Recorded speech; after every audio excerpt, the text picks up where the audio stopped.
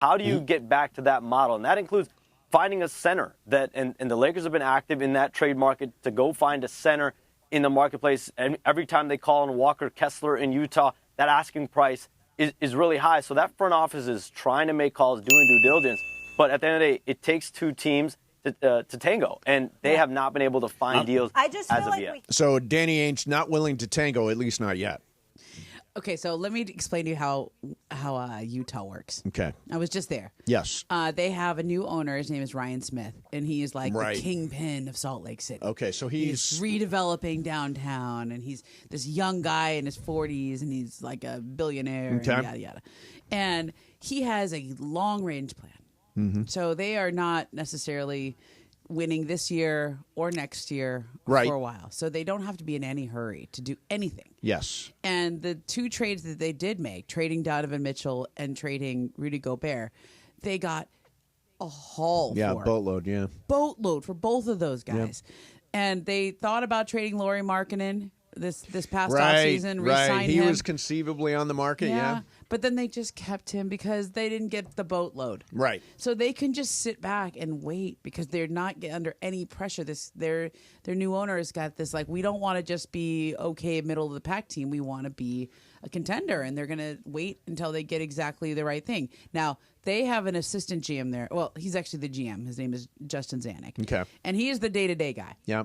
So my guess is Danny Ainge has probably not even entered the chat yet. Okay, so it's Danny still Ainge early chilling, stages, yeah. Chilling.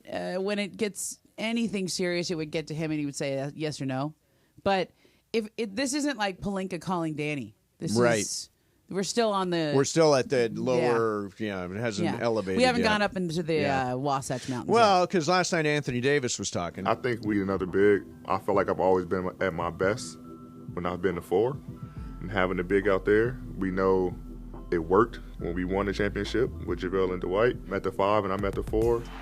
So he wants a center. And they need a center. And by the way, last week, J.J. Redick said, we're going to play more with two bigs. And I'm like, well, I know one of them. Which is, I mean, is it Jackson Hayes? Is it Christian Coloco? Who right now, I don't think they've got a quality big that they can use alongside Anthony Davis in a meaningful way. I think Jackson Hayes has been okay. He's fine. Yeah, he's been okay. He's fine. Yeah, but obviously AD's not thrilled with it. Yeah, enough. I mean, if you're Jackson Hayes, you're like, hey, man. Hey, what? I'm big. That's awkward in the I'm locker big. room. Yeah. I'm big. I'm bouncy and springy, and that's what JaVale did. And, you know, I know it's interesting in today's NBA to play with two bigs because there's a couple of teams that do that. Obviously, Minnesota does that. Minnesota, yeah. But most teams don't. Most teams, if they play with two bigs, one of them is like a shooter. Right. One of them's not an inside guy. It's like Wembanyama, he's out on the perimeter all the time. And in Naz Reid, he's in the Minnesota, the second big there. Mm-hmm. He's always on the perimeter. So if you're talking about playing two bigs with AD, does that mean AD is going to be the... He wants to be the power forward. Does he want to be the power forward and he play wants to inside? be the 4, yeah. Which means you're looking for a stretch 5. Right, you're looking for a stretch 5. But that's not what he had when they won the championship. JaVale and Dwight were athletic rim runners. That's what they call them, rim runners, rim protectors. They're just dunkers, basically. I guess Walker is a little more than that. He is. He's a great shot blocker. And he's only 23. He's the second leading shot blocker in the league. But if AD and Walker would be in the paint, where does LeBron go when he drives to the basket? It's a space issue. It is, right. If you got two bigs in the paint, it's probably where does Austin Reeves drive to? Where does LeBron James go? What does that leave for everybody else? Well, I mean, obviously this has worked. As AD mentioned, it worked with JaVale McGee. It worked with Dwight Howard in 2020. Right. I mean, so conceivably this does work. Yeah, it allows AD to stay home and be the rim protector on defense, and then the other big to guard a Jokic or whatever other big they're playing against. Sure. That way AD doesn't have to be the primary defender on a guy who outweighs him by 50 pounds. That's what this is really about. Yeah. And I think Walker Kessler is a good answer to that question. Yeah. And that's why you hear the Valanciunas things. You hear the other centers who are out there. Nurkic would be another guy. I don't think either of those guys help them. And my understanding with the Lakers, Mace, is I don't think they want a plotter. I know you say that. Yeah. You've said that before. So whenever I hear reports saying they're looking at Valanciunas, I don't think that's right. But why not? Those guys. But why not? Why wouldn't you want the plotter? They actually would work better. That's exactly what Anthony But Davis she's wants. saying they need more of a stretch five, so AD can play Either a down stretch low five or and- somebody who can be a big body But again- and defend, but not necessarily take up space when they're playing offense. I hear you, and I just the way that we see this team, and when we look back to that 2020 team with JaVale and Dwight Howard, They were not stretch fives. They were plotters. That's what worked for them. No, they were athletic. They were athletic. Yeah, they're athletic, but they weren't stretch fives by any sense of the I think word. when I say a plotter, I mean somebody who can get up and down the court.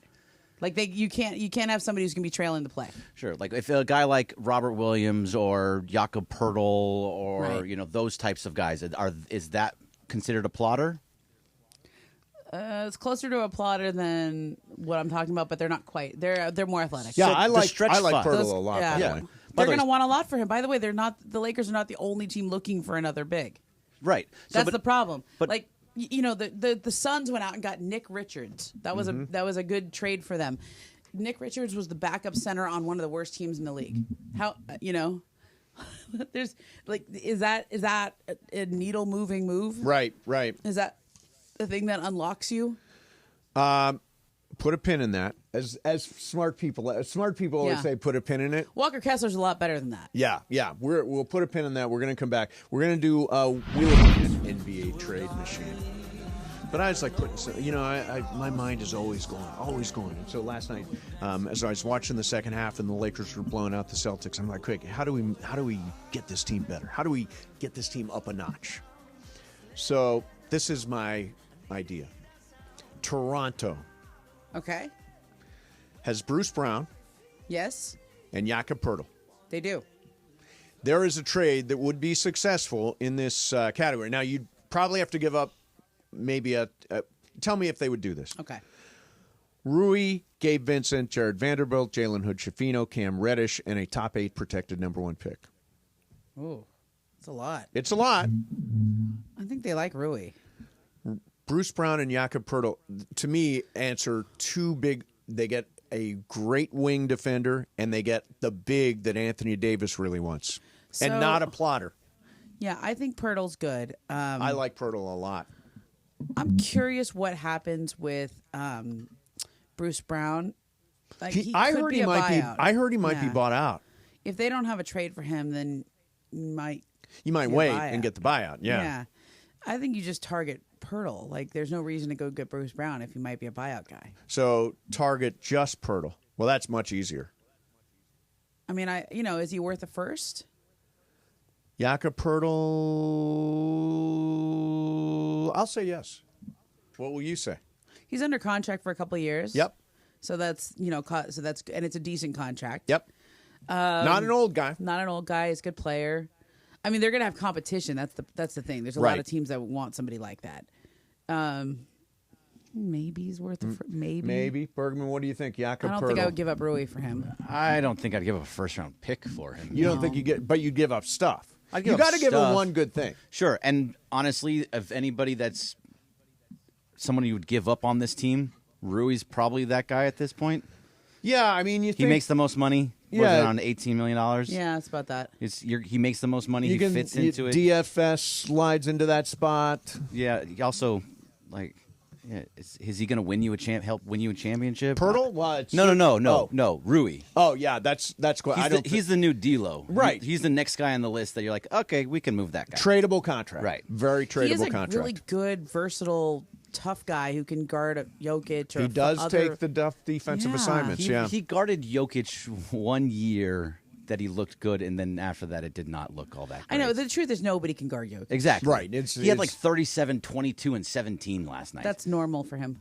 Yeah. Which But is he does sick. every night. Which is sick. I mean, it doesn't really matter how you defend him. I mean, listen, I have an untrained eye on these matters. This is what got me Oh, I've into heard that you have an conversation. untrained Yeah. eye. Yes. heard But that Are you generally- training it, by the way? Train a little bit, yeah. I've been doing film sessions. Somewhat trained eye. Generally speaking, the only way to stop Jokic is not to stop Jokic, is to try to stop everyone else. Is to try to shut down Jamal Murray and I guess now Westbrook and Aaron Gordon and Michael Porter. Right. Like you just take away his weapons. You sort of let Jokic become a scorer turn him into a scorer and Right. take away his options as a passer. Yeah. That was my untrained eye saying that, but I Yeah. don't know. I mean, maybe also Jeff Van Gundy was saying that too. Yeah, no, Broadcast. Jeff Van Gundy. Oh, so also Jeff's, and he has got a trained eye. Yeah, very trained eye. Very trained. Yeah. Yeah. I think I think they need to do something.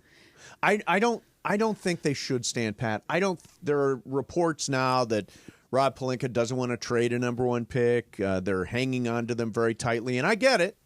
It could be a very interesting offseason. Like, this offseason could be pretty, I don't know. I mean, look, there's guys like Brandon Ingram, does that help you? Does that get you excited about Zach You got to Levine, sign him next year. No, Trae absolutely Young, not on Zach. all these guys, No. Jimmy Butler. You want Jimmy Butler? No. I might win Jimmy Butler if I'm the Lakers. Nah, I'm no interest. Thank you. I might do Let's it. add a 35-year-old to this roster. I don't know. He's got that toughness and the meanness that they need. He does. You're right. You know, like they need a little defensive fire on the. They're the biggest issue to me. I've never like. Yeah, they could use another big, but I don't think it has to be a big name. Like, you could go get a Jericho Sims from New York once they get Mitchell Robinson back, they can decide what they're going to do with their other bigs. But there's a lot of teams that have excess big guys, like backup big guys. You just want another one, okay? Like, just get another guy to be a body out there. So that's all. playoffs. You think all they need is a body in Yeah. there? All of a sudden, ding dong, a championship team. I just No, turned no, into no. Ding dong. I turned into Tim Conway Jr. for a second there. Ding dong. Ding dong. But you can't have another guy like Jackson Hayes and Christian Cologne. That's what you're looking at. No, I just don't think that's the right type of guy to look at. You already have those, and You have they've them, never and- played and in the AD still postseason, wants a big. ever. Yeah. You need somebody with some muscle, some built. Here's to what him. your friends Tim Bontemps and Brian Windhorst they wrote an article together. Here's what they say: Lakers' recent discussions with teams show little sign of aggression.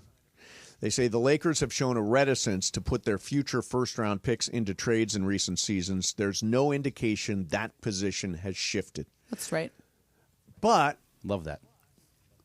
you got to include first-round picks. Not yet. You're not going to get a good thing without a first-round pick. And you can protect it. You can put a protection on it.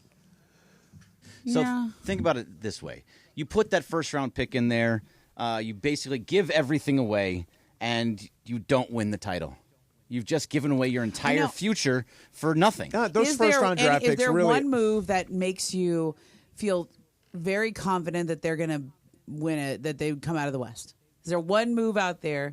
I don't that- see it. Yeah, that you can say, if they did that. I like your Pirtle idea. I do. I like Kessler, but I don't know that either of those make me feel like 100% they're going to win the West or Well, even not be in the conference not championship. 100% they're going to win the West. I don't think anybody can do that. But No. when I look at the West, I see, Memphis fairly inexperienced, Houston completely inexperienced.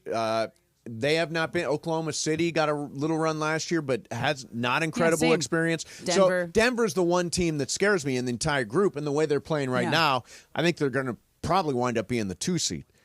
They like they it. are coming like a house on fire. So I would say, without question, that Western Conference is, I think, open.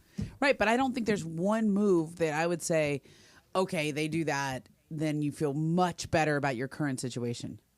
But you don't think flipping for Jakob Poeltl is the right thing? It depends on the cost. No, the Look- question is, would you give up a number 1 pick? That's the question. The Lakers, at least according to these guys, say Not yet. very reticent to give up a first-round pick. Depends on what else other people are going to offer. Like, I feel like the Warriors are going to do something. First-round picks are so overrated. Yeah. They're so overrated. Look, there's teams out there that are going to be sellers that never in a million years thought were going to be sellers. Right. What about Philly? Somebody's going to pop onto the market. Philly might be a seller. Yeah, it's true. They're so terrible this year. They might have to just get on, But trade not some of their Maxey. vets. They're not going to move Maxey. No, they're No, not but gonna like, move- what about Yabusele? Gerson Yabusele. He's been really good for them this year. Yeah. You want Drummond? You can get Drummond back. We can get Drummond back. They tried Drummond. They tried Drummond, yeah. Like, Didn't work. I just want to go back to, you were saying that it's so wide open. I don't know if is it because of the name that's at the top, because it says Oklahoma City, that it feels like it's Yes. so wide open? Because they're young. They're super Because young. they're young, but they're also really, really good. But they're and also Houston really is young. really, really good and And plays the young. Lakers really well.